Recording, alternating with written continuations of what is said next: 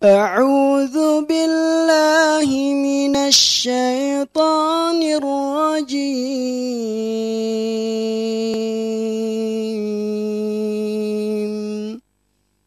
بسم الله الرحمن الرحيم dengan menyebut ati amwalin nas fala yarbu inda Allah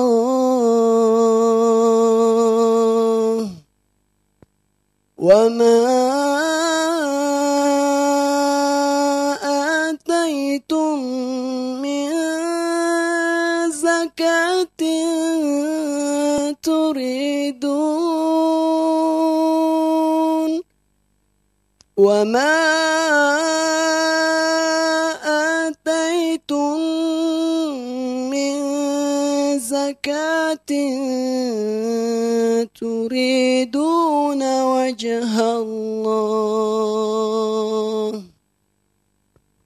wa ma ataitum min zakatin turiduna wajha Allah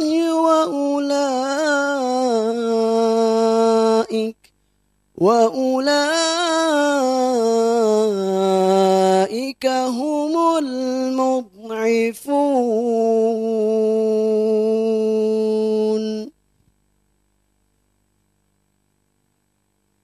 Dan sesuatu riba atau tambahan yang kamu berikan agar dia bertambah pada harta manusia, maka riba itu tidak menambah pada sisi Allah.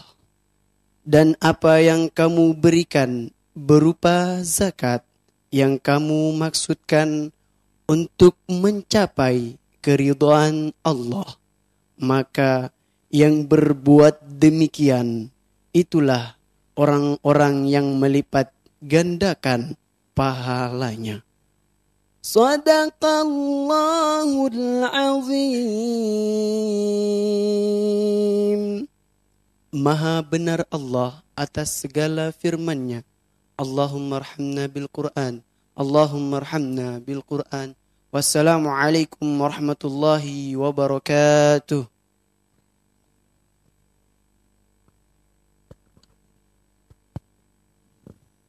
Cek. Buat teman-teman kayak kurang maju nih. Yang di belakang ikhwannya kayaknya rada belakangan, rada maju dong sedikit. Biar nanti teman-teman yang baru hadir bisa langsung di belakang dan menyajikan bersama-sama. Buat akhwat agak maju sedikit. Sedikit aja, jangan maju-maju, nanti lebih garis kan, offset nggak enak juga kan. Baik teman-teman sekalian, setiap kajian yang dilantunkan tilawah Al-Quran, insya Allah malaikat akan menaungi kita. Jadi bedanya dengan kajian-kajian atau mungkin kumpul-kumpulan yang lain itu adalah ketika saya dulu pernah di geng motor itu, tidak pernah ada lantunan suci Al-Quran, ayat suci Al-Quran. Jadi setiap teman-teman melangkahkan kaki ke sini, insya Allah akan dihapuskan dosa-dosa kalian oleh Allah Subhanahu Wa Taala. Terkait surat Ar-Rum ya, tadi disampaikan dan sesuatu riba tambahan yang kamu berikan agar dia bertambah pada harta manusia, maka riba itu tidak menambah pada sisi Allah. Dan apa yang kamu berikan berupa zakat yang kamu maksudkan untuk mencapai keridhaan, maka yang berbuat demikianlah itulah orang-orang yang melipat gandakan pahala. Baik, teman-teman sekalian, tadi sudah disampaikan pembukaan terus tilawah oleh Ustadz Arfa. Mungkin sedikit ada pengumuman oleh panitia yang akan disampaikan. Baik, terkait acara public speaking. Nah, di sini teman-teman yang ingin mengolah public speakingnya, olah tubuh, terus bagaimana teknik berbicara depan umum. Nah, hari inilah salah satu pembina kita, Mas Herli, dan pengurus kita, Mbak Herli, memberikan tips terkait untuk teman-teman agar lebih lincah lagi. Biasanya kan orang kalau di depan forum kecil aja gugup gitu kan. Gimana di depan forum seperti ini, saya aja gugup sebenarnya gitu kan. Tapi dijorokin tapi nggak gugup juga gitu. Jadi sekali lagi, udah nggak zaman lagi teman-teman kucing-kucingan dan nggak percaya diri. Terus teman-teman di sini berani menyampaikan ide dan gagasan. Nah, dengan adanya Millennial Speak Up ini adalah kelas public speaking yang akan sampaikan oleh Mas Herli terkait public speaking, mendapat lisensi public speaking dari BNSP, dan Mbak Herli ini pernah ikut I'm President. Itu kumpulan dari semua teman-teman mahasiswa seluruh Indonesia berkumpul untuk menyajikan terkait masalah ekonomi, politik, sosial, dan budaya. Next. Nanti teman-teman sekali lagi bisa menghubungi panitia yang ada di meja terkait pengikut sertaan. Terkait buku yang digagas oleh Pak Imam,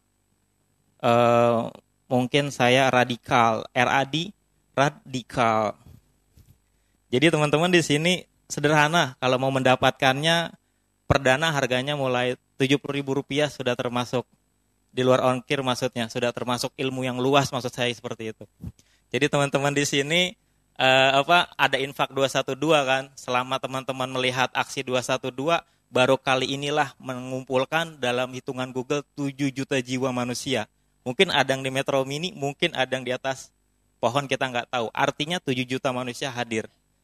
Teman-teman nanti bisa memesan terkait buku ini ke panitia, nanti bisa Mbak Herli atau ke meja registrasi ingin mendapatkan buku yang digagas oleh Pak Imam Sabtono. Next. Biografi beliau. Mungkin teman-teman selama ini kenal Pak Imam mantan dari Direktur BNI Syariah. Tapi hari inilah kita tampilkan Pak Imam Teguh Sabtono, Jakarta 1969, S1-nya Institut Pertanian Bogor, IPB ya. S2-nya Manajemen Agribisnis, IPB juga ya teman-teman. Yang ITB di sini nanti bisa angkat tangan gitu kan. Ternyata Pak Imam juga ITB juga. Terus IPB maksudnya ya itu tadi masa IPB. Jadi teman-teman biar nggak kaku aja kayak Kanebo kan. Terkait S3-nya teman-teman bisa lihat Manajemen Bisnis Institut Pertanian Bogor. Jadi karirnya pertama trainer di for management, mengemas dengan baik, mencatat dengan rapi. Yang apa teman-teman kurang pas disampaikan saja. Karena forum inilah salah satu untuk bahan kita menambah khasanah keilmuan terkait masalah.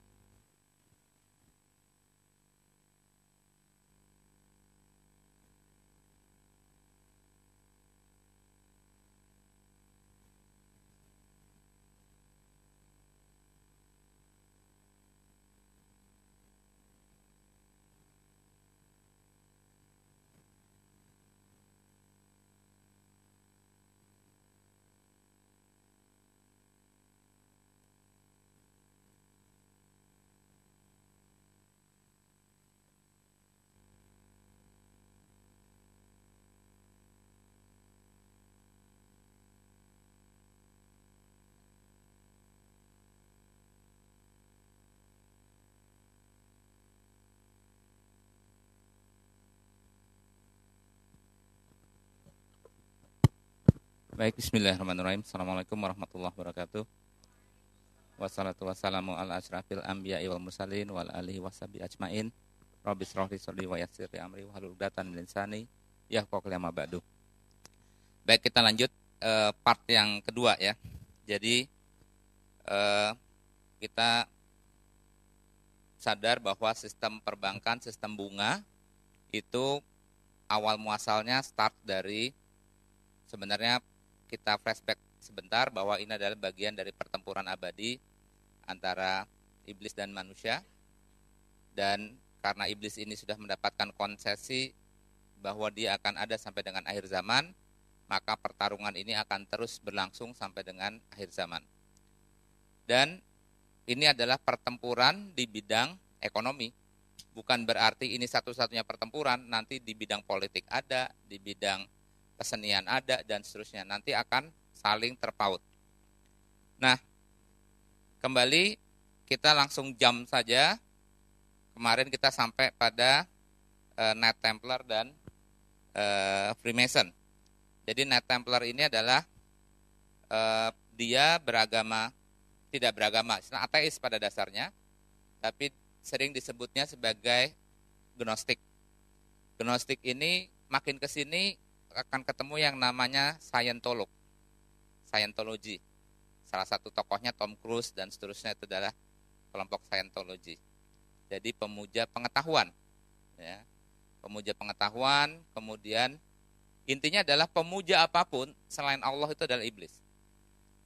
Ya, ada yang mengedepankan humanisme, ada yang mengedepankan pengetahuan, ada yang mengedepankan mistis, ada mistis akan menjadi okultisme. Kemudian dan macam-macam. Tetapi intinya adalah iblis itu cuman ingin menggeser ilah kita selain kepada Allah. Dengan apapun bungkusnya. Jadi kalau bukan Allah ya sudah, kita harus believe bahwa selain bukan Allah, mau itu atas nama humanisme, atas nama universalisme, atas nama apapun, itu sebenarnya permainan iblis belaka. Nah, kita masuk ke Freemason. Riba yang dilakukan oleh Freemason itu awal-awalnya adalah cerita saya tentang bagaimana dia menyelenggarakan tukar-menukar uang yang dilakukan di kuil, di temple, gitu ya.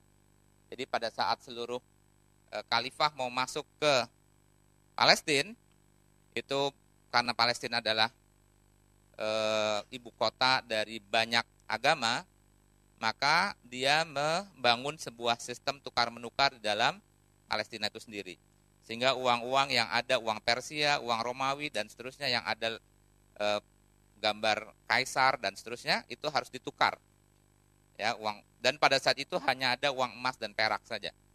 Ditukar dengan uang yang dikeluarkan oleh Templar tersebut sebagai penjaga dari Palestina, dari Al-Quds.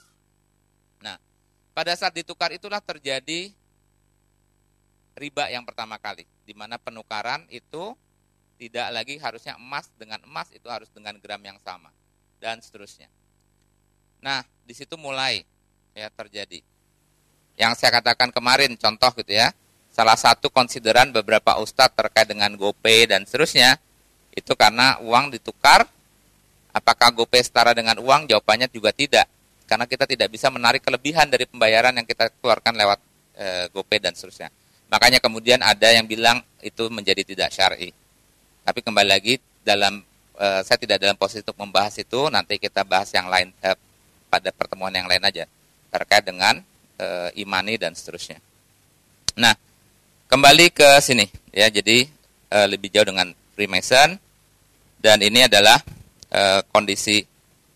ini gereja yang sudah ada di Kemayoran ya. Jadi kalau teman-teman lewat Kemayoran, ini ada gereja yang depan lambangnya itu adalah lambang jangkar dari atau busur dari Freemasonry. Itu membukanya 33 derajat. Nah, nanti kalau tanya 33 derajat itu dari mana? Nah, ini adalah jenjang dari kelompok Freemason sampai dia menjadi master. Ya.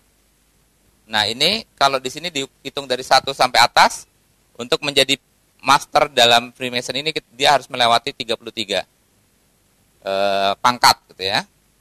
Kemudian kalau dia lewat jalur khusus, jalur raja dan seterusnya, dia cukup 13. 1, 2, 3, 4, 5, 6 terus, ini 13. Nah, ini adalah pasukan-pasukan di bawahnya lah. Ya, nanti ini kalau lihat yang sekarang di sini nanti akan ada Lions Club, ada Rotary dan seterusnya.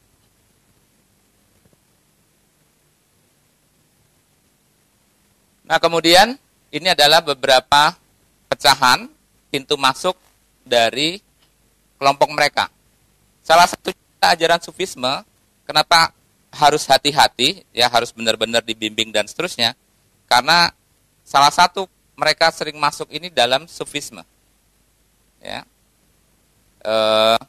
Ajaran yang biasa pakai meditasi, kemudian apalah. Siapa tuh tokohnya yang keturunan India tuh? Saya lupa tuh. Bukan Gandhi yang aduh. Ya itu. Jadi dia masuk ke dalam kelompok Katolik, Anglikan, Muslim. Mereka masuk ke dalam ajaran Sufisme untuk masuk ke dalam masing-masing ini, gitu ya. Makanya bukannya berarti Sufisme nggak boleh.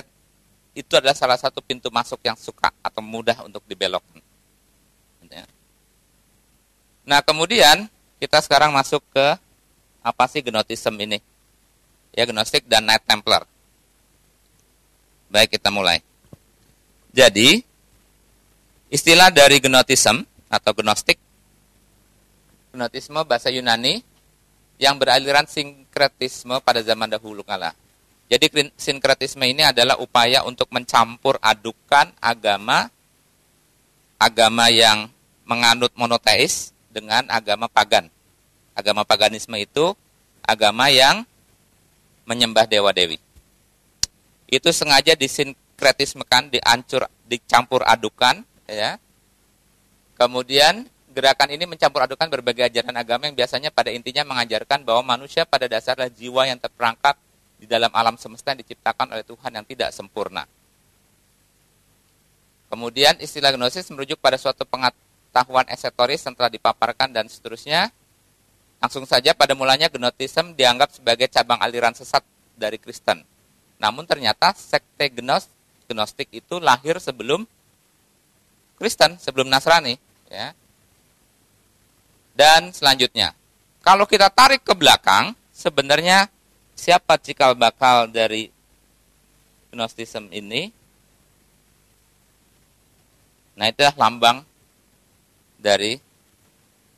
Jadi, saya katakan Nasrani sendiri sudah tercampur sinkretisme. Ini sebenarnya kita kan sering bilang menyebutkan, oh ini menunjukkan hubungan horizontal dan ini hubungan vertikal. Padahal tidak demikian, aslinya ini adalah dewa penyembah matahari. Gitu ya. Pengetahuan spiritual, metafisik, pencerahan, enlightenment, illumination, akar mistisme pada setiap agama, Hindu, Buddha, Tao, Majusi, Zoroastrian, Yahudi dalam hal Yahudi yang Kabalah, Gnosticism-nya Kristen, Islam Sufi, dan lain-lain. Gnosticism kerap diidentifikan dengan paganisme. Siapakah cikal bakalnya? Nah, ceritanya kembali ke sini. Tentang Maria Magdalena. Ya. Ini dia. Gnostik awal adalah kisah Namrus. Baik.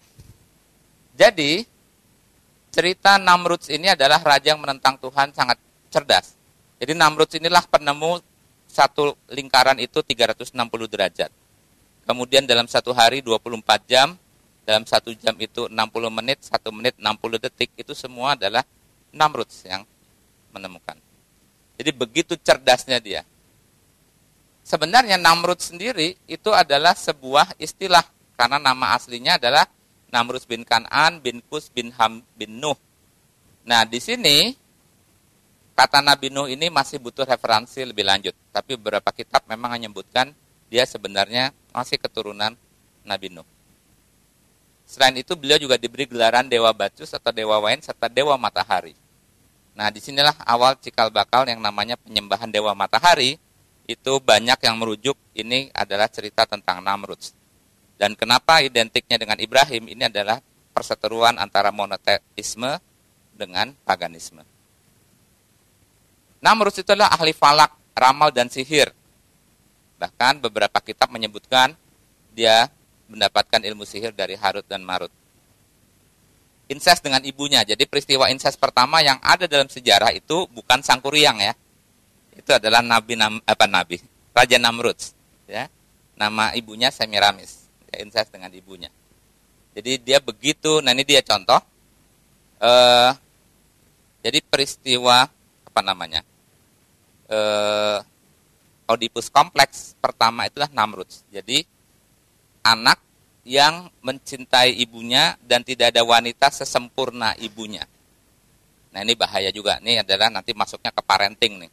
Karena sini ternyata terbukti ya bahayanya jika ibu itu menjadi figur wanita yang terlalu diidam-idamkan oleh anak laki-lakinya. Ini bahaya juga. Ya. Jadi menurut buku sejarah para rasul dan raja pada abad ke-9 oleh ahli sejarah Islam, ini dalam ahli sejarah Islam Al-Tabari, menara tersebut telah dimusnahkan oleh Allah. Semulanya para pekerjaan menggunakan satu bahasa, itu bahasa Suryani, tapi tanpa sebab tiba-tiba. Jadi kenapa Allah itu kemudian tidak atau menggagalkan proyek Menara Babel? Karena pada keesokan harinya, tadinya mereka satu bangsa itu satu bahasa. Tiba-tiba dia tidur, besok paginya terbangun bahasa mereka beda-beda. Gitu ya. Mereka hanya bisa berbicara dengan kelompoknya masing-masing. Dan tercipta 72 bahasa yang berlainan. Akibatnya teamwork-nya pecah. Ya, teamwork pecah, menara tidak terbangun. Akibatnya mereka tidak dapat berkomunikasi antara satu dengan lain dan tidak dapat meneruskan pembangunan menara tersebut. Konsep dari Gnosticism ini adalah konsepnya bahwa pusat kekuatan adalah diri sendiri, keinginan dan keputusan sepenuhnya hak manusia. Ini mulailah beberapa kita tanpa sadar Gnosticism ini masuk ke kita, terutama dari ilmu-ilmu manajemen kadang-kadang. Contohnya kemarin yang agak rame, nggak tahu sekarang masih berjalan nggak? Dulu ada yang namanya Asia Works. Klub metode pelatihan manajemen yang selalu mengagukan bahwa kesuksesan itu adalah di tangan Anda sendiri dan Anda sendiri yang menentukan, Andalah yang menetapkan nasib Anda dan Anda pokoknya hati-hati itu. Kalau keterusan artinya awalnya sih ada memang demikian ya, ada batasan seperti itu, tetapi apabila itu keterusan dan berlanjut, ini juga bahaya. Dampaknya adalah tanpa disadari, paham dari Gnostik ini muncul. Intinya adalah buat iblis, siapapun boleh dijadikan Tuhan selain Allah. Dibalik ya. Kalau dia dibalik, upayanya adalah sedemikian rupa menjadikan ilah selain Allah. Apapun. Ya, mulai dari pengetahuan, budaya, dan seterusnya. Atau dengan kata lain, dibalik, maka umat Islam harus berdakwah di semua bidang. Ya, di semua bidang. Karena di tiap bidang itu berpotensi iblis itu muncul.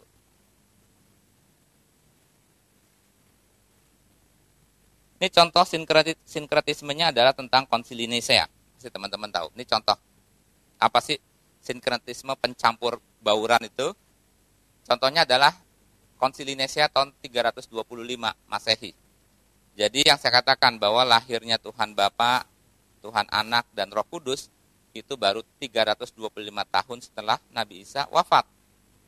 Ya, jadi Trinitas itu muncul 325 tahun setelah Nabi Isa wafat. Kenapa? Karena pada saat itu ya Kaisar yang memindahkan ibu kota ke Konstantin, ya, Kaisar Konstantin, ya, memindahkan ke Konstantinopel. Kaisar Konstantin itu melihat bahwa Romawi terancam terbelah. Terbelah itu karena ada kelompok monoteis dan kelompok yang paganisme, penyembah dewa-dewi, keturunan dari kepercayaan Yunani. Nah, supaya atas kepentingan nama negara, maka lahirlah Konsili Nisea. Ya, dipanggillah para uskup untuk mengatakan, untuk bersama-sama menandatangani deklarasi bahwa Tuhan itu adalah tiga, 113. Itu hasil keputusan SK. Ya, jadi bukan SK para uskup, ya, untuk menandatangani itu supaya Tuhannya Isa dan Isa sendiri itu tidak beda dengan Tuhannya pagan. Jadi kita ini sebenarnya satu, gitu loh. Jadi dengan demikian ya sudah, maka dicampur adukanlah semua hari-hari perayaan, maka tercampurlah Paskah, Natal dan seterusnya. Ya, kemudian ke gerejanya di hari Minggu, Sunday, jadi identik dengan penyembahan Dewa Matahari. Kemudian lahirnya Isa 25 Desember adalah hari lahirnya Dewa Matahari dan seterusnya. Kalau di Islam jelas bahwa lahirnya Nabi Isa itu identik dengan kurma berbuah. Karena kan goyangkan pokok kurma itu biar jatuh. Dan nggak ada ceritanya kurma itu berbuah di musim dingin. Itu aja. Jadi sudah tidak nyambung. Oke. Kita lanjut. Nah, inilah cerita tentang cikal bakal lahirnya Templar. Jadi Templar ini, ya, tahun 1906 keturunan Merovingian Godfrey de Bouillon membentuk Poor Fellow Soldiers of Christ and of the Temple of Solomon, atau disingkat sebagai Knights Templar. Dia lambangnya ini satu kuda dua tentara, ini menunjukkan tentara miskin, kelompok miskin.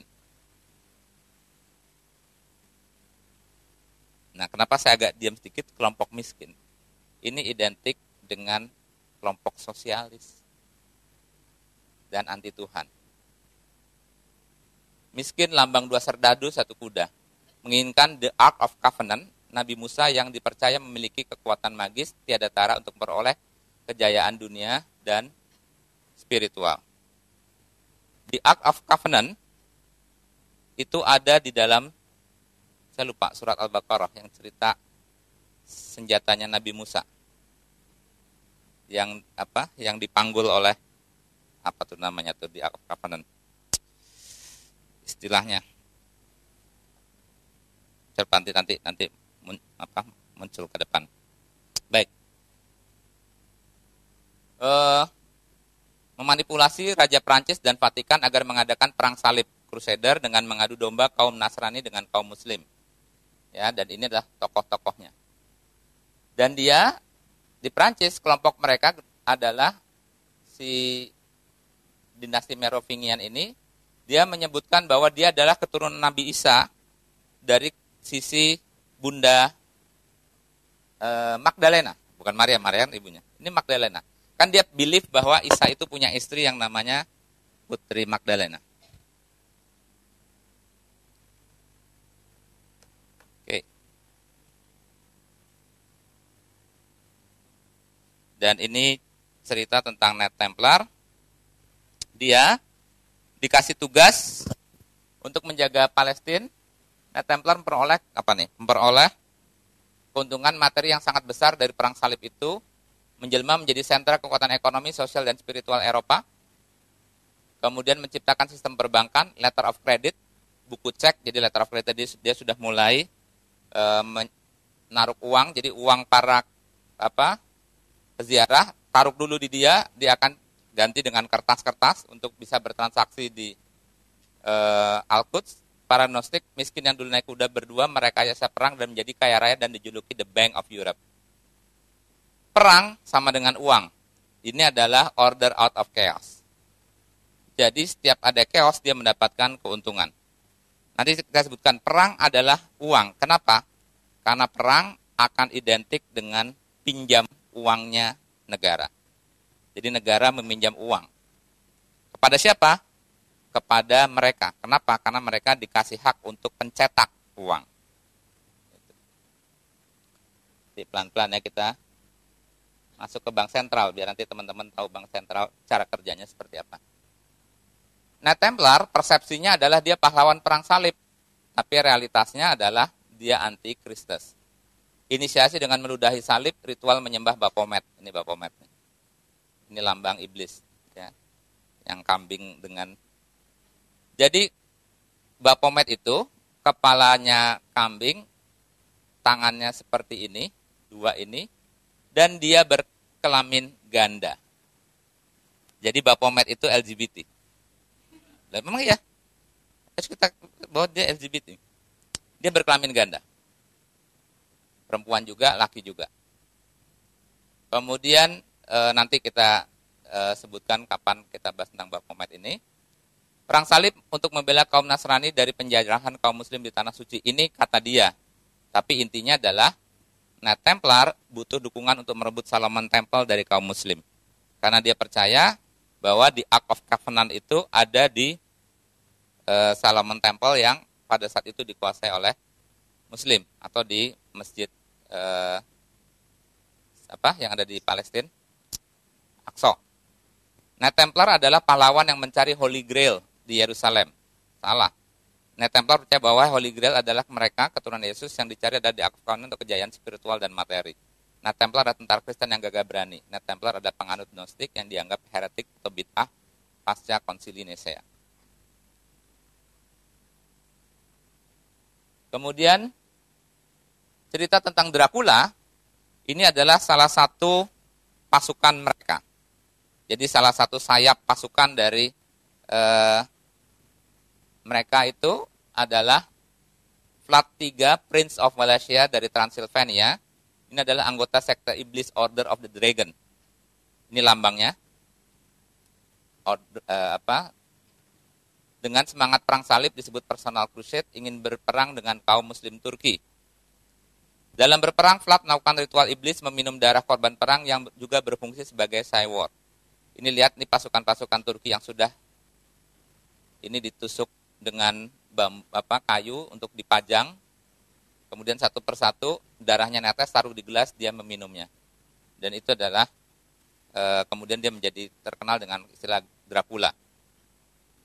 Vlad merupakan inspirasi novel dari legenda Dracula yang dibuat oleh penulis Inggris Bram Stoker. Antara lain difilmkan secara realis oleh sutradara Francis Ford Coppola dan diperankan oleh Gary Oldman. Nah, jadi sebenarnya Dracula ini adalah salah satu pangeran dari pasukan mereka.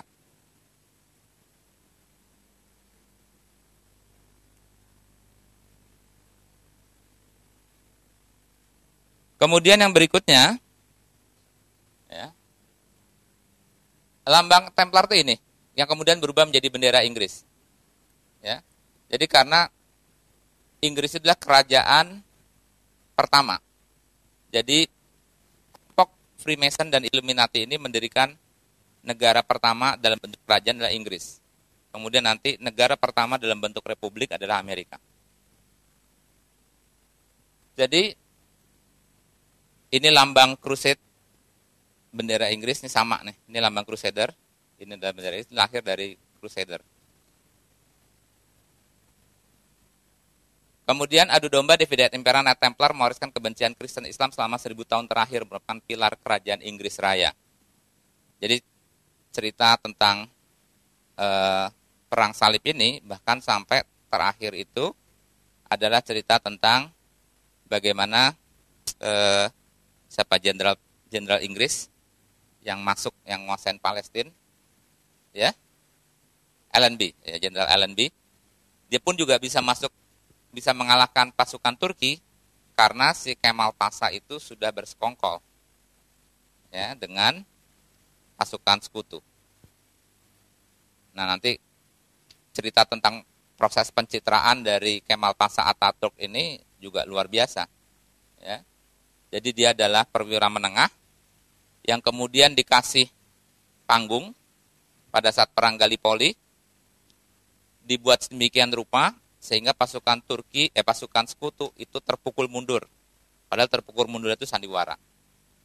Supaya si Kemal Pasha Ataturk ini langsung mendapatkan rating 1 di negaranya, bahkan mengalahkan kepopuleran khalifah.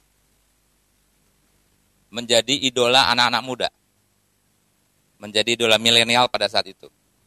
Sehingga ratingnya dia menjadi ini dan dinobatkan sebagai pemimpin negara. Itu gerakan seperti itu. Jadi Young Turks itu seperti itu. Nah, kemudian cerita tentang jatuhnya Palestina itu karena si Kemal Pasha ini membocorkan kapan terjadi pergantian pasukan kepada pasukan sekutu. Sehingga pasukan sekutu Jenderal Allenby bisa masuk. Dan pada saat dia masuk ke Palestina, yang pertama kali dia lakukan adalah mencari makam Salahuddin. Untuk kemudian dia berpidato berdiri di atas makam Salahuddin untuk menyatakan, dengan ini saya nyatakan bahwa perang salib dimenangkan oleh kami. Nah, orang pikir kan perang salib sudah berakhir, padahal tadi ternyata itu berlangsung sampai 1000 tahun lebih.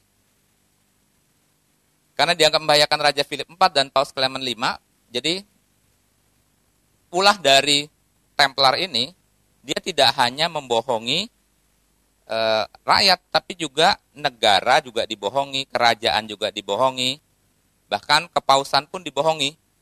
Sampai akhirnya Raja Philip IV dan Paus Clement V sadar bahwa dia dibohongi oleh si Templar ini. Oh, selama ini kita berarti diadu domba dan seterusnya oleh mereka.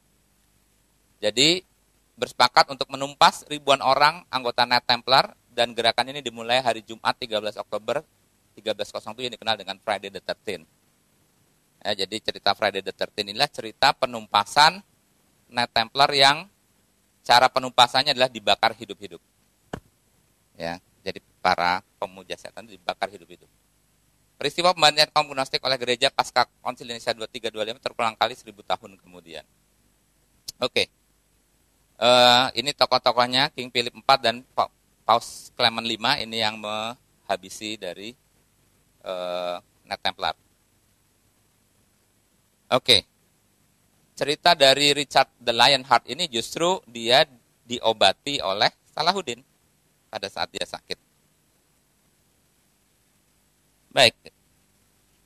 Dan inilah kelompok lambang-lambang ini sampai sekarang pun masih ada. Satria Malta sampai sekarang masih ada. Dan dia memiliki daya lobby yang luar biasa.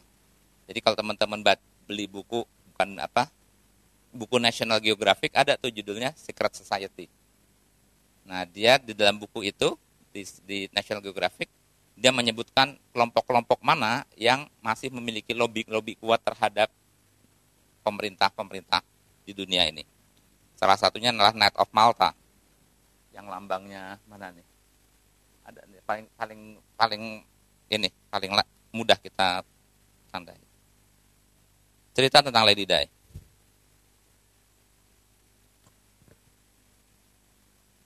Ini adalah ada dalam CBS News tertanggal April 21 2004, 40 jam investigasi fakta-fakta terkait dengan kematian Princess Diana.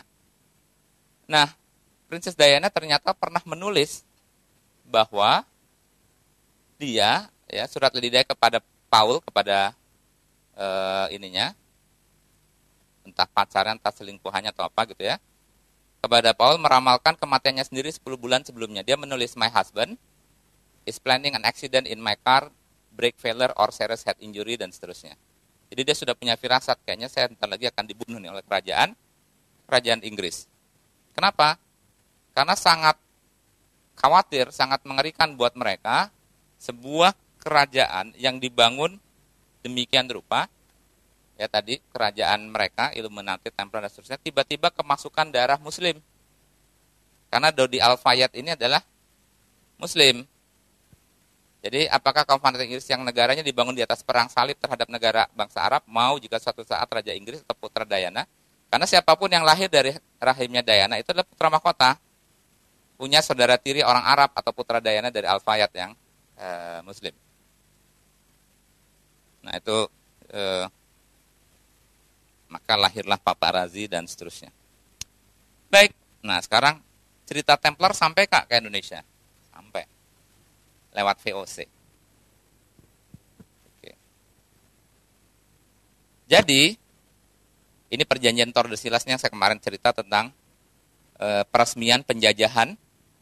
Jadi penjajahan itu diresmikan. Dengan ini saya umumkan bahwa boleh menjajah. Ya, menjajah negara-negara lain. Jadi, hebat dulu yang memulai itu adalah Paus, jadi kerajaan Katolik Vatikan. Dia juga dibohongi oleh kelompok mana? Kelompok ini.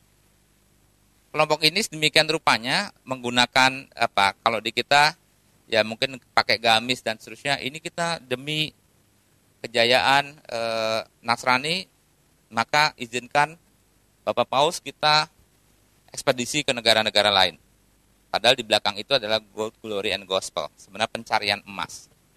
Ya, dan yang lain. Jadi perjanjian Tordesillas ini yang membagi bumi menjadi dua. Ya. Juni 1494 membagi dunia di luar Eropa menjadi duopoli eksklusif antara Spanyol dan Portugal sepanjang meridian 1550 km sebelah barat Kepulauan Tanjung Verde lepas pantai barat Afrika. Ini adalah derajatnya, wilayah sebelah timur dimiliki oleh Portugis, sebelah barat oleh Spanyol. Dan diratifikasi 2 Juli 5 September 1494 dibetulkan lagi perjanjian Saragossa 22 April 1529. Ini kenapa ceritanya 1529? Yaitu yang saya cerita kemarin, mereka bertemu di Indonesia. Jadi dua armada ini setelah menjajah menghabisi suku-suku Indian, suku-suku yang memiliki emas, cadangan emasnya diambil, suku-suku Indianya dimusnahkan, gitu ya. Jadi cerita tentang pemusnahan suku Inka, suku Maya oleh bangsa Spanyol itu benar. Karena yang ingin diincar itu adalah persediaan emasnya yang banyak dipakai waktu itu adalah untuk penyembahan dewa-dewi patung dan seterusnya, emasnya itu diambil. Dan suku-suku bangsanya itu dilenyapkan. Genocide, ya, pelenyapan suku bangsa. Sehingga armada itu akhirnya bertemu di Maluku dan terjadilah pertempuran antara Spanyol dengan Portugis. Akhirnya mereka lapor, ya, mereka lapor lagi ke Vatikan.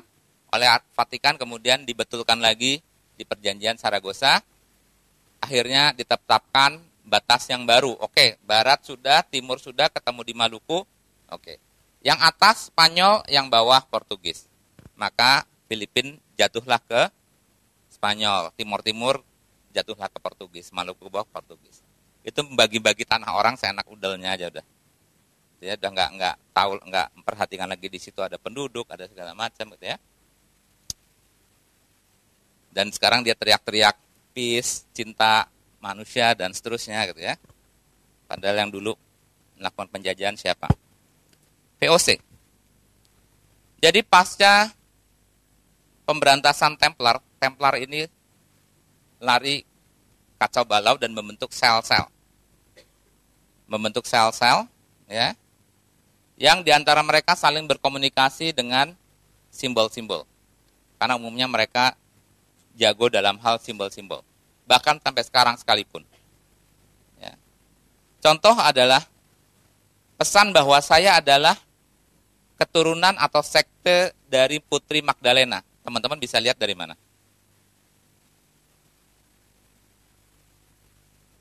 Cerita princess-princessan itulah cerita tentang Maria Magdalena sebenarnya. Putri tidur, kemudian Rapunzel, pokoknya putri yang ditaruh di tiang, putri yang tidur, yang dicium pangeran. Ya pokoknya tadi putri-putri yang terpinggirkan, yang ini itu adalah cerita tentang Maria Magdalena, itu simbol. Itu adalah kreasi dari kelompok ini. Untuk menggambarkan tentang Maria Magdalena. Jadi tidak sepolos itu. Ya. Jadi cerita-cerita princess itulah cerita-cerita dari kelompok mereka. Maka lahirlah Disneyland dan seterusnya. Jadi jangan salah, Disneyland di belakang itu adalah kelompok ini. Baik. VOC sekarang. Nah kelompok-kelompok ini, karena dia masih pegang uang, karena tadi emasnya banyak sekali, karena kelompok inilah yang dulu dikasih konsesi oleh Vatikan untuk mengumpulkan persepuluhan, dan seterusnya, pada saat dihabisi oleh Paus Clement dan seterusnya, dia membentuk sel-sel aktif, dan akhirnya mereka muncul sebagai perusahaan dagang. Maka lahirlah Kongsi Dagang Perusahaan Hindia Timur Belanda didirikan 20 Maret 1602 bertujuan menjalankan monopoli perdagangan Asia. Perusahaan multinasional pertama di dunia dan perusahaan pertama yang go public di dunia adalah VOC. Jadi perusahaan PT TBK pertama di dunia adalah VOC. Ini menunjukkan begitu cerdasnya mereka. Ya. Jadi PT TBK itu adalah VOC. Jadi perusahaan yang listing pertama. Kekuatan model korporatokrasi pertama, negara dalam negara. Boleh memiliki angkatan bersenjata, menerbitkan mata uang, menguasai koloni, membuat hukum dan menjalankannya. Jadi, VOC ini boleh menerbitkan uang, VOC ini boleh menerbitkan undang-undang. Jadi peraturan perusahaan itu, ya peraturan perusahaannya VOC. Jadi kalau kita sekarang, anggaplah ada suatu PT, di mana peraturan PT tersebut bisa mengalahkan putusan pengadilan. Jadi ada orang yang dihukum mati karena SK direksi. Ya banget seperti itu. Kalau tanya adalah dihukum mati, menyatakan perang itu semua pakai SK direksi. Karena dia perusahaan dagang. Ya. Dan sekarang sebenarnya ada, cuman kita nggak sadar menjelmanya dalam bentuk multinational company. Ya, VOC model baru. VOC memiliki bagian kamar atau kamar di Amsterdam, Middelburg, Zeeland, Delft, Hoorn, Rotterdam. Ini sebenarnya menunjukkan kelompok-kelompok Templar tadi yang sudah terpecah-pecah, tapi mereka saling berhubungan. Dan berkumpul sebagai The Heren 17 atau Tuan-Tuan 17. Sampai sekarang, ini jangankan Indonesia. Sampai sekarang, ahli-ahli sejarah itu ingin menguak siapa yang dimaksud dengan The Heren 17-nya VOC. Sampai sekarang nggak ketemu. Ya. Nah, profil VOC, Verenigde Oost-Indische Compagnie.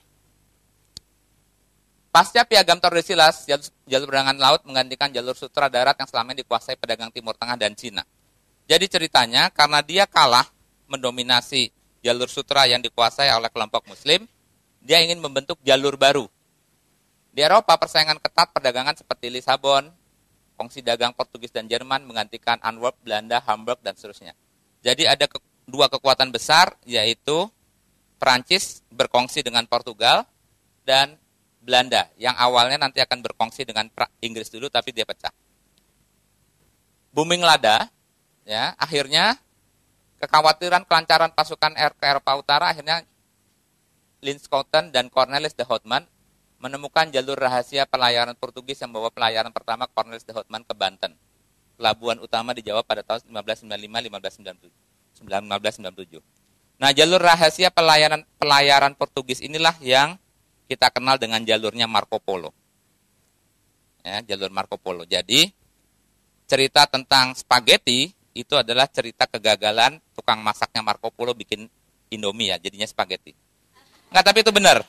Itu benar. Jadi, spaghetti itu adalah karena mereka sampai ke China, dia tertarik untuk bikin mie, cuman jadinya spaghetti. Ya, itulah cerita salah satu tentang cerita Marco Polo yang paling mudah untuk diceritakan adalah terciptanya spaghetti di Eropa. Pada tanggal 31 Desember 1900, Inggris memulai mendirikan perusahaan dagang di Asia yang dinamakan The British East India Company. Oh, satu lagi. Yang hebat dari pelayaran Marco Polo adalah dikenalnya manggis sebagai buahnya ratu atau raja. Karena buah manggis ini ternyata ratu sangat suka sekali. Ya. Makanya sampai sekarang ada istilahnya kalau di sana the fruit, the queen of fruit. Jadi ininya ratu. Berpusat di Kalkuta kemudian dan seterusnya. Oke. Intinya adalah mereka perusahaan dagang. Jadi bukan Belanda, ya. Jadi sekali lagi yang menjajah Indonesia 350 tahun, 100 tahun itu VOC. Jadi saya lupa sudah terbit bukunya dikarang oleh profesor Belanda yang dia marah-marah sebenarnya.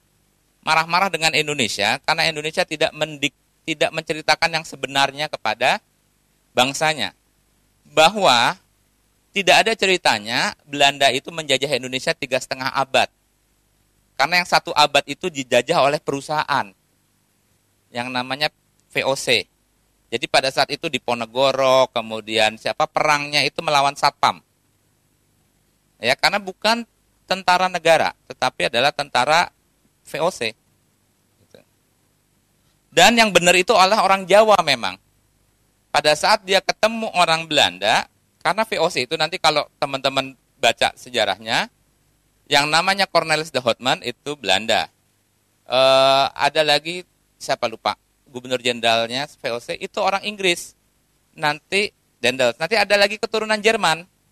Jadi benar orang Jawa tuh bilangnya Londo Inggris, Londo Jerman. Ya karena memang dia bukan Belanda. Jadi dia adalah multinational company.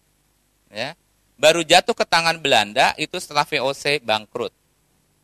Ya, setelah VOC bangkrut. Nah, ini adalah cerita tentang tadi ya. Jadi jalur sutra Inilah yang ingin diterobos oleh mereka karena saat itu jalur sutra itu dikuasai oleh Muslim. Jadi abad kejayaan Islam itu perdagangan yang pegang adalah kelompok Muslim. Dan di sini banyak cerita-cerita jalur ini, ya. Salah satunya bajak laut janggut merah. Terus siapa lagi?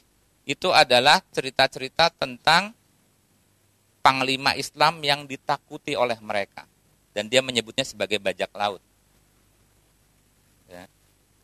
Jadi kita taunya kan si janggut merah itu enggak, itu panglima Turki itu. Ya, Barbarossa. Dan itu ditakuti oleh pasukan mereka karena tadi, ya. Kemudian cerita tentang pada saat kayak tadi yang cerita yang tadi saya ceritakan itu, sejarah menuliskan bahwa Aceh itu adalah kerajaan nomor 5 terbesar di dunia. Aceh yang sudah berafiliasi dan sudah berbaiat ke Turki. Dan ini tidak pernah diceritakan, apalagi pada saat penjajahan Belanda, karena khawatir yang dibangun oleh kita itu adalah kembali menjadi negara Islam. Sebenarnya itu. Karena pada saat itu yang berbaiat ke Turki adalah Aceh, kemudian kerajaan Maluku, ya seluruh kerajaan Maluku, terakhir belakangan baru Jawa. Tetapi seluruhnya sudah berbaiat kepada kekhalifahan. Makanya namanya Maluku, asal katanya dari Al-Mulk, tanah raja-raja.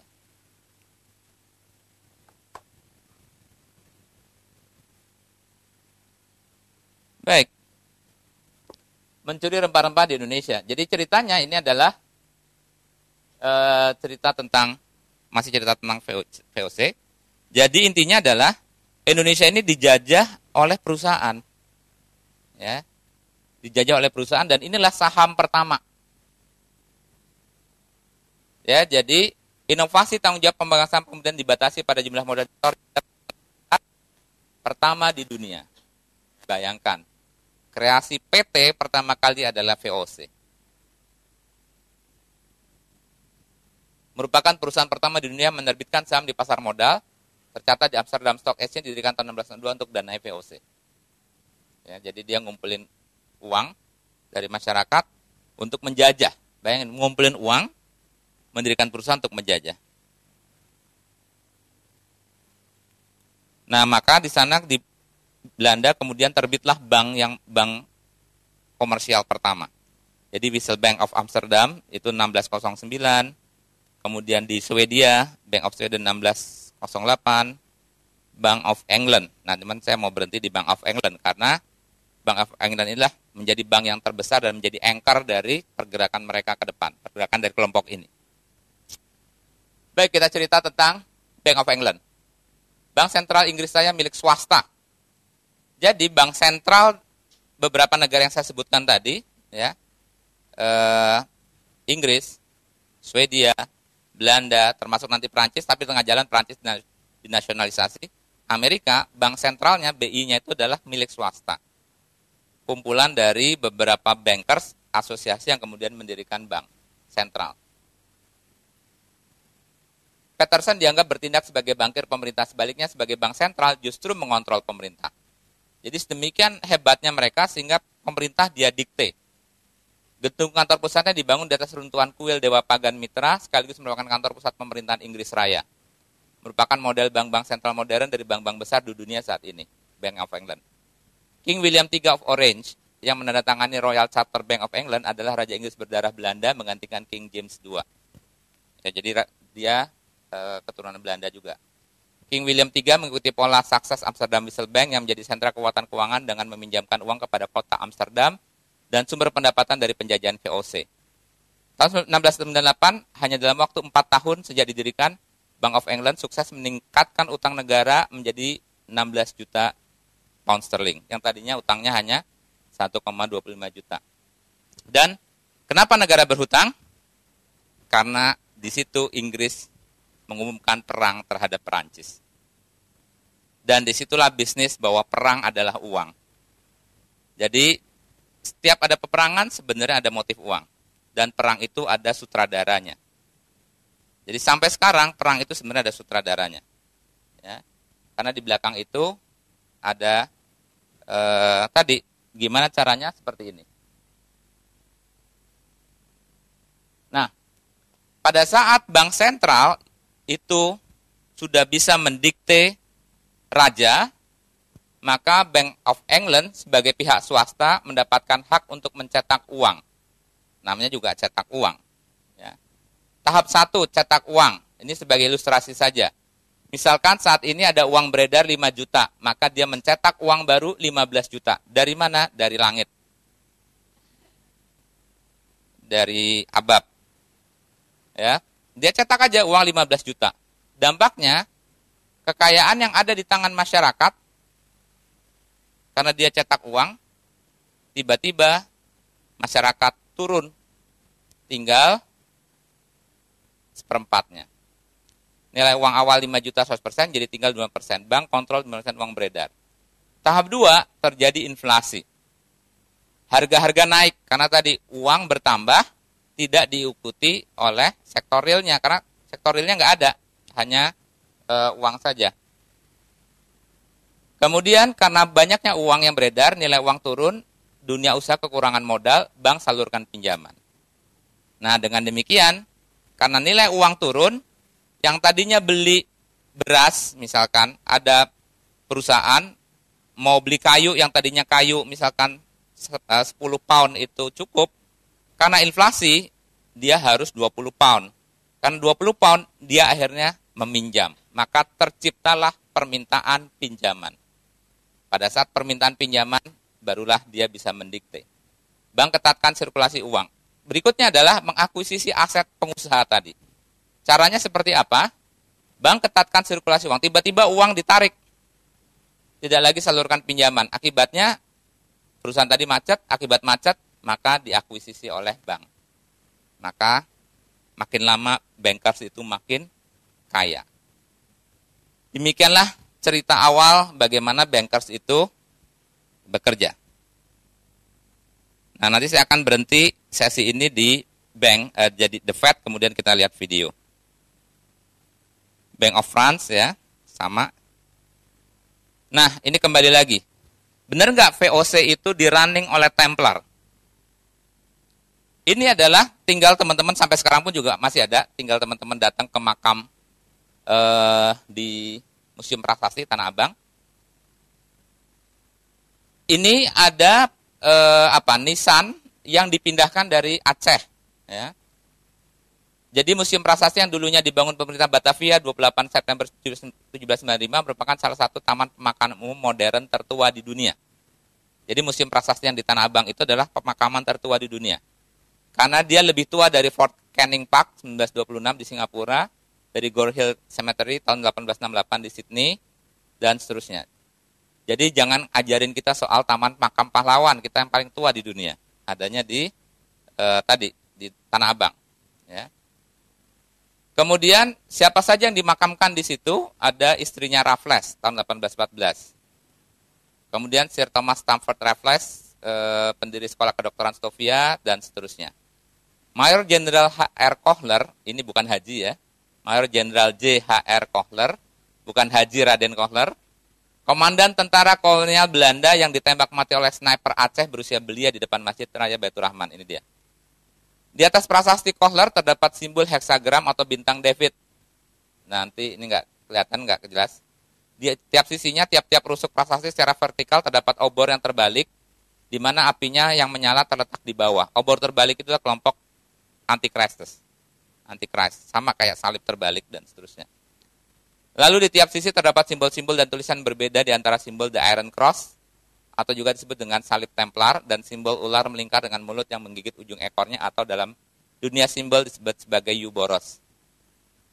Snake beating its tail, itu sebenarnya cerita tentang bagaimana demikian serakahnya sang ular sampai ekornya sendiri dimakan. Itu ada dewanya nih dia. Nah ini makamnya Kohler. Ya, ini adalah Ouroborosnya. Kemudian ini nggak kelihatan di sini nih ada bintang David. Ya, kemudian Nah, ini cerita tentang lambang-lambang. Kemudian mana lagi? Nah, ini adalah ular yang ini kepala ularnya, ini makan ekornya. Dan ini ada di salah satu gereja di Surabaya.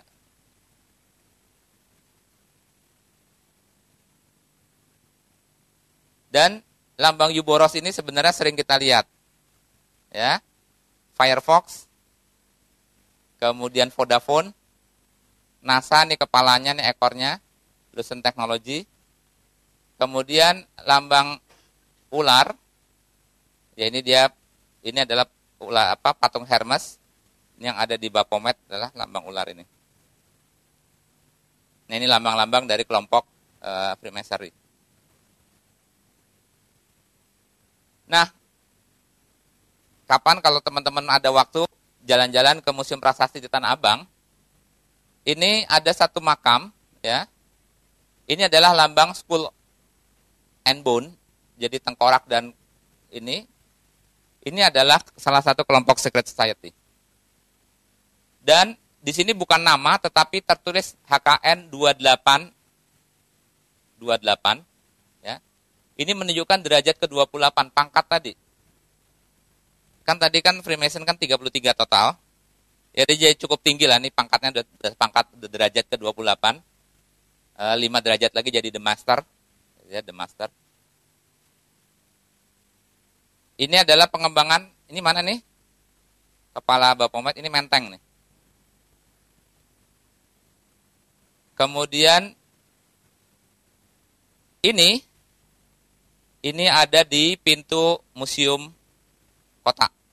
Lambang jangka dan G ini. Kemudian juga ditemukan lambang yang sama di Bappenas. Jadi Bappenas ini gedung zaman Belanda, ya, gedung orang Betawi saya katakan sering menyebut gedung setan. Nah, kalau teman-teman ke museum kota, ini batu yang tersusun ini 13. Luas dari museum kota itu 13.000 meter persegi. Anak tangga emplasmennya 13, batu yang di sini 13. Ya. Itu derajat nunjukin itu.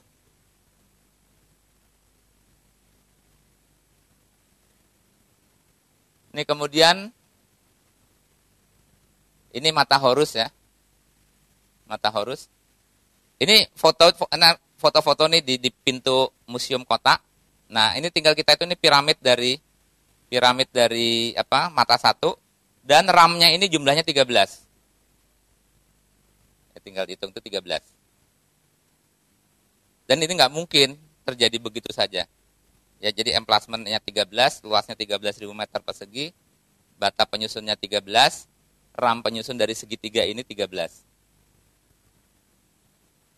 Nah, semua mereka pakai bahasa simbol nih patung Hermes yang ada di museum kota.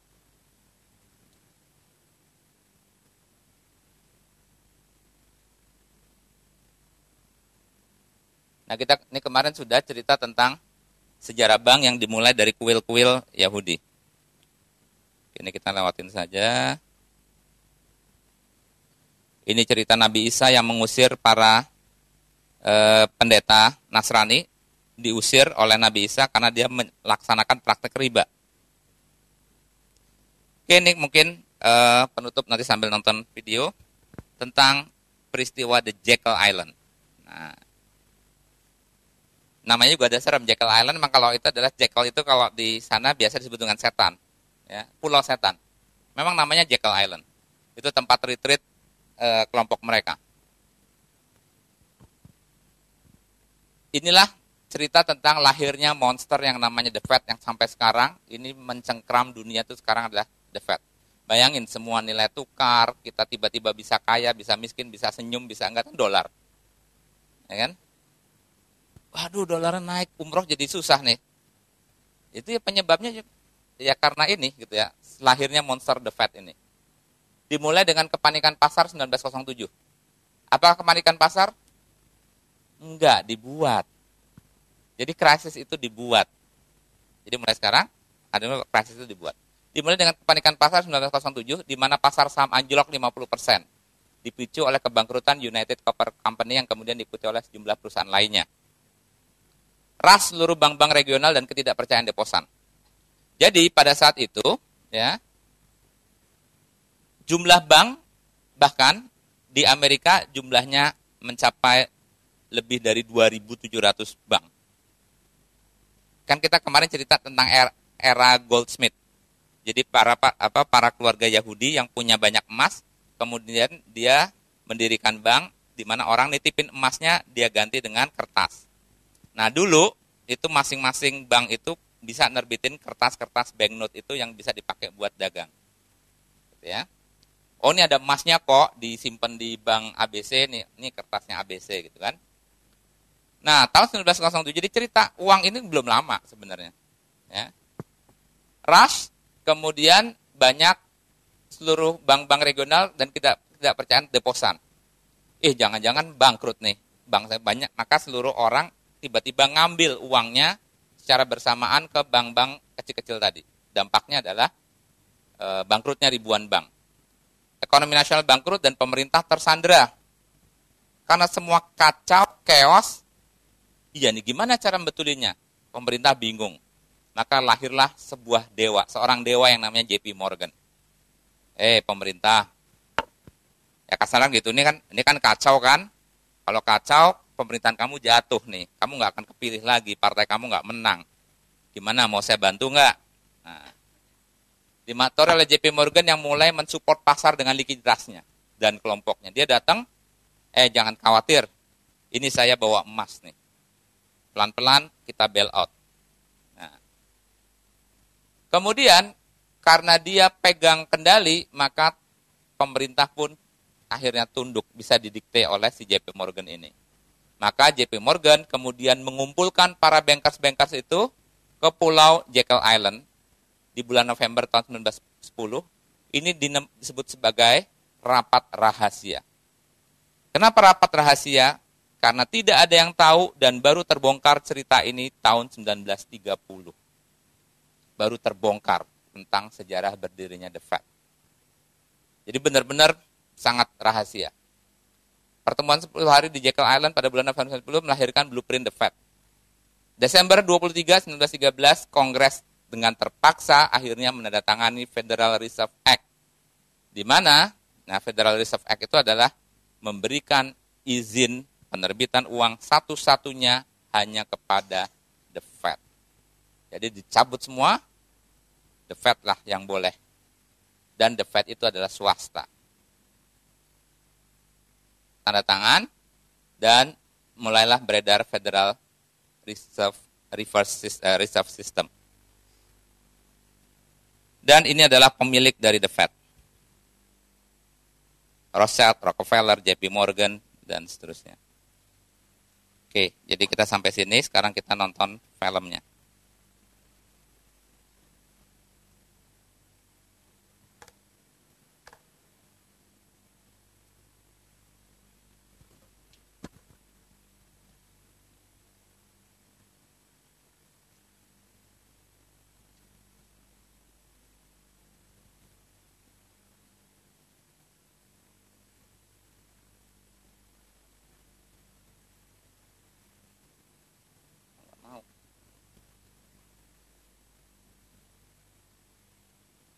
Ada yang bisa bantuin nggak?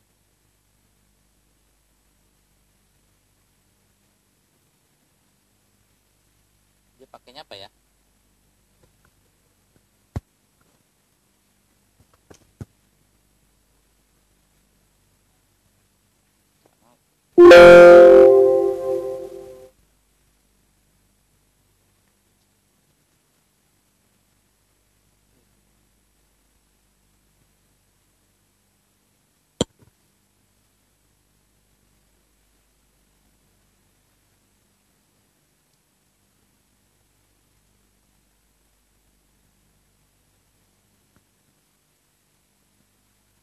Bisa. Oke, yaudah.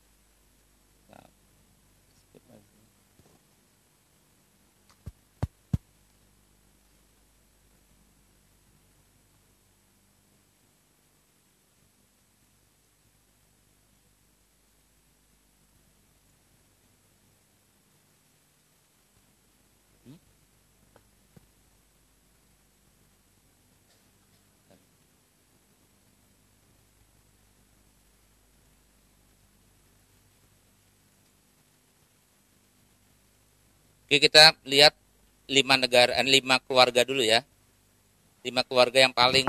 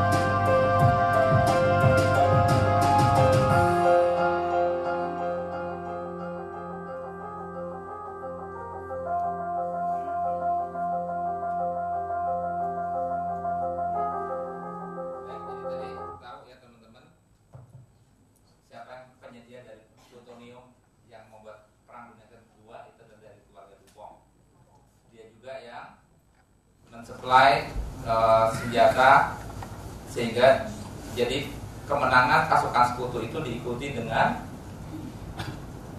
pressure kepada Inggris untuk memberikan Palestina kepada Israel. Jadi itu yang nanti nama piagamnya saya lupa. Itu karena tekanan dari keluarga.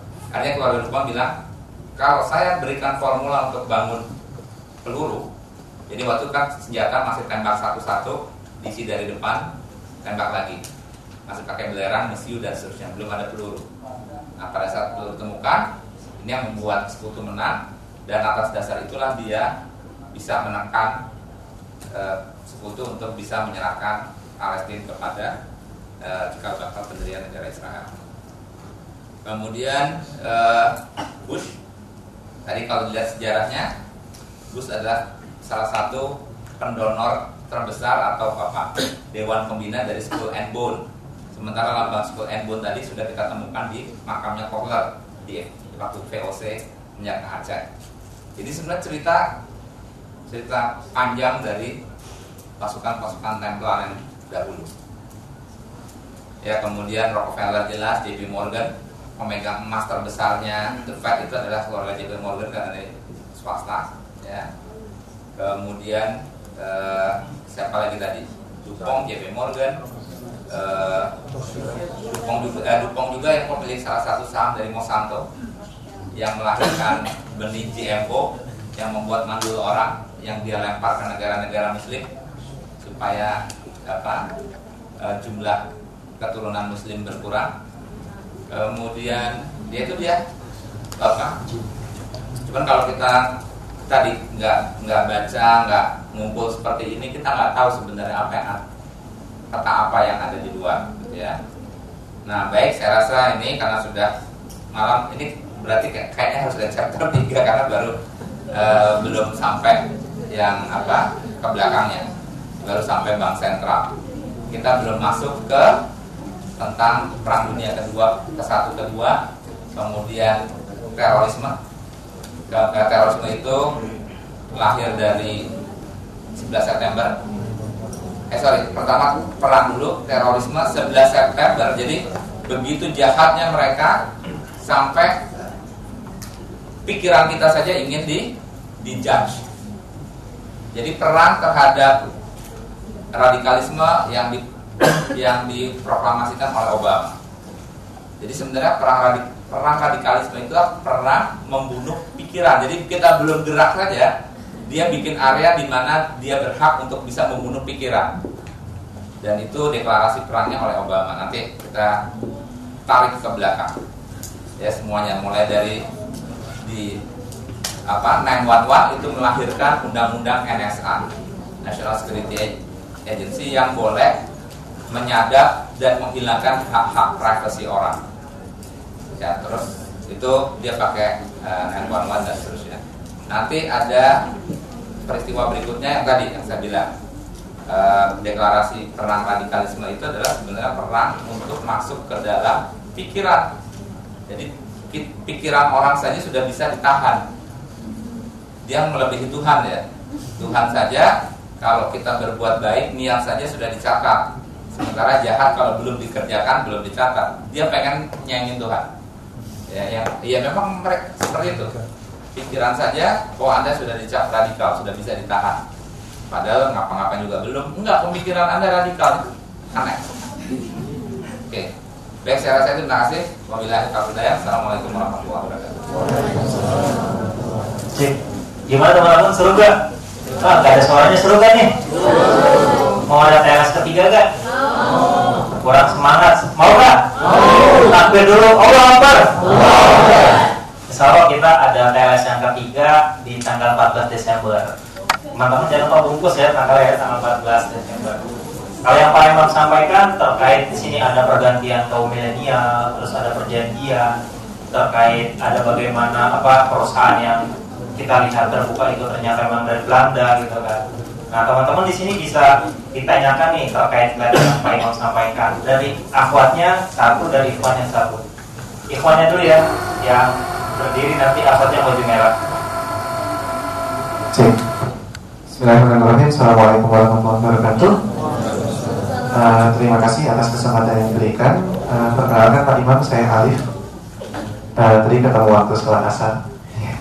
Saya ada dua pertanyaan sebenarnya Pak Imam. Yang pertama terkait tadi bahwa fakta Inggris dari case Lady Diana tadi ada ketakutan bahwa Islam akan masuk ke Inggris yang berawal dari November. Tapi kita temukan fakta bahwa sekarang wali kota dari London adalah seorang Muslim dan banyak pemimpin-pemimpin berpengaruh di Inggris juga adalah Muslim. Bahkan yang saya terakhir dengar juga Durham University menjadi salah satu tolak ukur tempat belajar Syariah Finance dan dengan Syariah Finance itu justru orang-orang malah menjadi mualaf karena tahu Islam ini rahmatan lil alamin, bahkan dari ekonominya aja udah diatur, hal-hal yang lain yang detail, hal yang kecil juga diatur. Mereka masuk Islam karena mereka dari belajar seperti itu. Kira-kira ada apa sih Pak Imam dengan Inggris? Kemudian yang kedua, sebenarnya ingin saya tanyakan kemarin terkait simbol-simbol Dajjal yang Pak Imam sempat sampaikan bahwa kita secara grand design ada seperti kesengajaan supaya kita terbiasa melihat simbol-simbol Dajjal, dan ketika Dajjal akan datang maka kita akan dengan mudah menerima, oh ya udah biasa seperti itu. Nah, pada luar kemarin saya menemani dua ustadz di Bank Syariah bareng Pak Anton juga. Di sini ada Ustadz Usma Muhammad Zulkifli Ali, kemudian juga ada Ustadz Ihsan Tanjung yang beliau juga pada luar merupakan ahli-ahli akhir zaman, dan menurut penuturan beliau itu bahwa tanda-tanda akhir zaman dan juga kemunculan Dajjal itu sudah semakin kuat. Bahkan beliau berdua membuat analisa dari beliau berdua bahwa Dajjal itu datang kalau nggak di Ramadan ini, Ramadan depan. Nah, kalau dari pengetahuan Pak Imam sendiri yang sudah mempelajari secara sejarah bagaimana Dajjal dan juga pengikutnya sudah menyiapkan, seperti apa Pak Imam? Begitu. Terima kasih. Assalamualaikum warahmatullahi wabarakatuh. Satu lagi ya Pak, biar nanti kita akumulasikan pertanyaan teman-teman sekalian. Sebutkan nama dan alamat.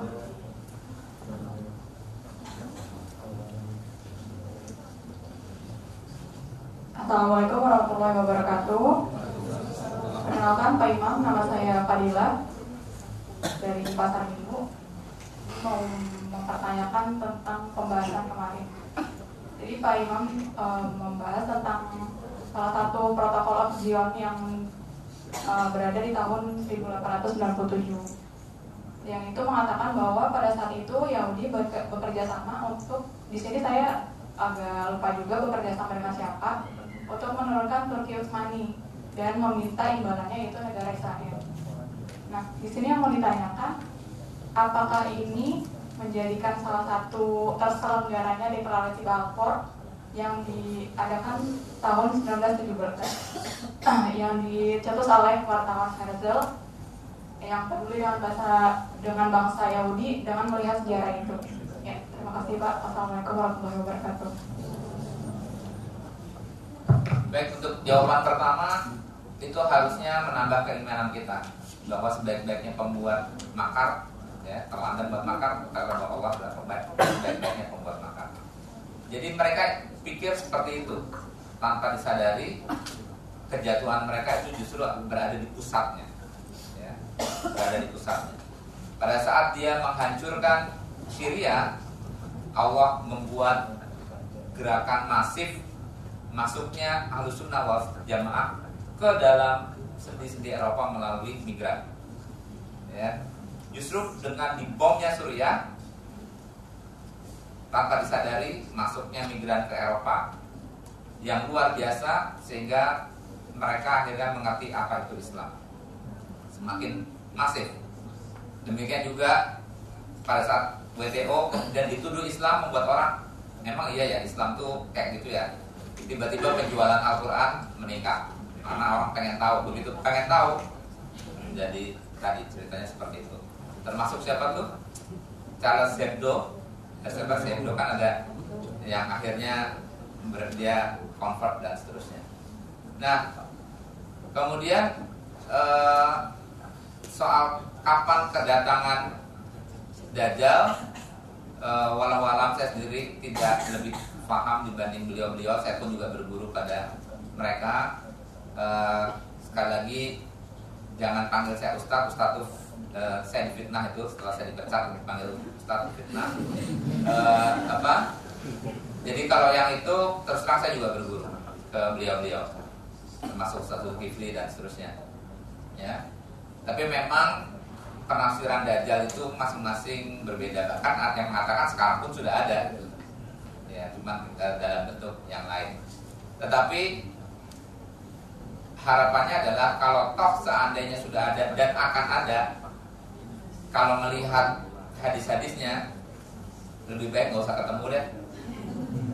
Karena terutama yang menjadi sasaran itu adalah kaum wanita. Bahkan sampai cerita suruh ikat anak wanita dan istrimu, karena kalau dia ngelihat Dajjal dia bahkan bisa lari mendekati dan memuja-mujanya, jatuh cinta, sampai seperti itu bunyi hadisnya. Jadi ya kita nggak tahu, mudah-mudahan kalau disuruh memilih, bahkan kalau ketemu perang besar pun saya lebih baik milih enggak gitu. Ya, karena tadi Anda bisa bayangkan badai magnetik yang seperti apa. Nanti akan pertemuan berikutnya akan mengulas tentang simulasi yang dimaksud dengan badai magnetiknya itu apa, ya. Tapi dari sudut ekonomi. Jadi kapan kira-kira perkiraan kita nanti akan meledak ekonomi, pecah nih, instrumen mereka pecah karena uang yang beredar itu sudah tidak ada underlyingnya lagi, dan data-data menyebutkan kalau seluruh uang di dunia ini di set off dengan hutang, maka tidak akan pernah terbayar itu hutang. Jadi dengan kata lain, tidak ada lagi nilai uang itu. Nah, tiba-tiba nanti ada titik tertentu sadar dan kita tidak bisa beli apa-apa atas uang yang kita miliki. Nah, pada saat itu terjadilah kekacauan, kemudian terjadilah perang nuklir dan seterusnya dan seterusnya. Dan perang nuklir yang luar biasa ini membuat seluruh sistem shutdown. Akhirnya perang kembali lagi dengan panah kuda dan seterusnya, dan ditutup dengan zaman kekhalifahan lagi, bilang-bilang sebelum hijrah. Nah itu kurang lebih. Tapi kalau saya believe memang mungkin kalau ustadz-ustadz yang tadi karena mungkin tidak belajar tentang informasi tentang ekonominya tidak terlalu banyak. Kalau saya bilang justru setelah kita mempelajari ekonomi ini, kita semakin yakin bahwa kita sedang menuju sunatullah yang jalan. Gitu. Setelah kita mempelajari, justru menguatkan sunatullah semakin berjalan nanti. Ya, justru meledaknya, saya bilang meledaknya itu justru dari sini nanti. Data-data ini menunjukkan bahwa akan segera terjadi ledakan besar ekonomi di mana semua orang akan frustrasi. Ya, semua orang akan frustrasi. Kemudian tadi betul yang saya maksud tadi perjanjian itu benar. Jadi keingat, terima kasih diingatkan. Itu memang perjanjian Balfour. Ya. Jadi para keluarga ini, ya, memberikan teknologi perang, tetapi ngasih persyaratan kalau nanti kamu menang, maka saya diberikan hak untuk mengelola tanah. Dia nyebutnya apa? Tanah Zion apa sih? Gunung Zion dan seterusnya itu. Itu benar perjanjian Balfour dan tokohnya si Herzl tadi. Nah, itu terima kasih. Jadi buat masukan buat teman-teman yang tadi yang dimaksud perjanjian adalah perjanjian Balfour. Itu apabila Turki berhasil dikalahkan, lepas dari Palestina, maka keluarga ini, kelompok ini mendapatkan hak konsesi. Nah, nanti hak konsesinya itu bisa dijelaskan lagi dari ekonomi lagi. Jadi nanti kalau kita buka lagi pada saat kejayaan Islam, itu abad 15-16 itu seluruh jazirah Palestina sebagian besar adalah tanah wakaf. Sehingga Turki Utsmani melarang penjualan tanah di Turki itu bukan karena dilarang menjual, karena memang sebagian tanah wakaf. Setelah masuk Palestina, setelah masuk pasukan sekutu, maka dihancurkanlah lembaga wakafnya. Maka mulailah dilakukan penjualan tanah sedikit demi sedikit. Dari tahun 1918, bayangin 1918 sampai tahun 1944. Itu semua keluarga migran dan keluarga Yahudi tiba-tiba punya uang. Kenapa punya uang? Karena dibiayai oleh sebuah lembaga yang namanya Jewish National Fund. Ini adalah lembaga cash wakafnya Yahudi. Sampai sekarang pun ini lembaga masih ada, ya. Berapa kali disebut sama Ustaz Santanjo. Silakan teman-teman googling yang namanya Jewish National Fund pun sampai sekarang masih ada. Itu yang di Santanjo sering nyebut sebagai wakaf pohon gorgot. Itu salah satu saja. Salah satu programnya adalah wakaf pohon gorgot. Jadi kalau teman-teman ingin wakaf pohon gorgot boleh itu kalau $5, $10 kasih ke Jewish National Fund, nanti ditanamkan pohonnya di sana. Ya, artinya mereka sendiri yakin, ya, yakin akan alamatnya gitu, yakin akan alamatnya. Yang lucu tuh mereka musuh Islamnya yakin, kita sendiri iya ya. Yang lucu itu aja sih. Ya, kita masih musuh sih. Nah, mereka sendiri sibuk nanam pohon gorgot, kita masih mikir iya. Nah, itu yang kadang-kadang konyolnya di situ memang. Ya. Jadi atas uang yang dimiliki oleh keluarga-keluarga Yahudi inilah kemudian tahun 1944 tiba-tiba sertifikat tanah yang dijaminkan ke Jewish National Fund itu jumlahnya sudah mencapai 45% dari lahan Palestina. Kemudian 1944-1948 Israel proklamasi. Israel proklamasi itu dengan menyatukan sertifikat tanah yang dibeli itu, dan tidak ada yang bisa mengganggu-gugat karena dia mendapatkannya dengan membeli. Ya, jadi Pak, emang kok nggak? Mereka nggak ribut segala macam. Mereka nggak tahu desain ini semula. Jadi pada saat sertifikat yang di Bank Jewish National Fund itu dikumpulkan, ketemu 45%, kemudian dia proklamasi tahun 1948. Dan tidak bisa kita teriak-teriak, ya udah keburu dibeli. Sekarang di kita tenang-tenang saja. Seluruh tanah wakaf di Indonesia ini kalau digabungkan itu cuma ketemu 4,2 juta hektar. Dan itu pun dari 468.000 sekian, karena saya di Badan Wakaf, 468.000 sekian persil sertifikat, artinya tanah wakaf di sini 100 meter, di sana 200 meter, di Bandung 500 meter, mau diapa-apain juga susah, tapi memang totalnya 4,2 juta hektar. Berapa tanah yang dibagikan kepada 9 naga dalam bentuk kebun kelapa sawit? 7,2 juta hektar. 7,2 juta, dan itu bentuknya hamparan-hamparan yang tersambung. Baik, itu yang nggak mau pulang-pulang nih. Terima kasih. Assalamualaikum warahmatullahi wabarakatuh. Baik teman-teman sekalian, luar biasa yang disampaikan oleh Pak Imam. Solusi kita hari ini adalah yang pertama, tinggalkanlah segala yang terkait dengan riba. Insya Allah akan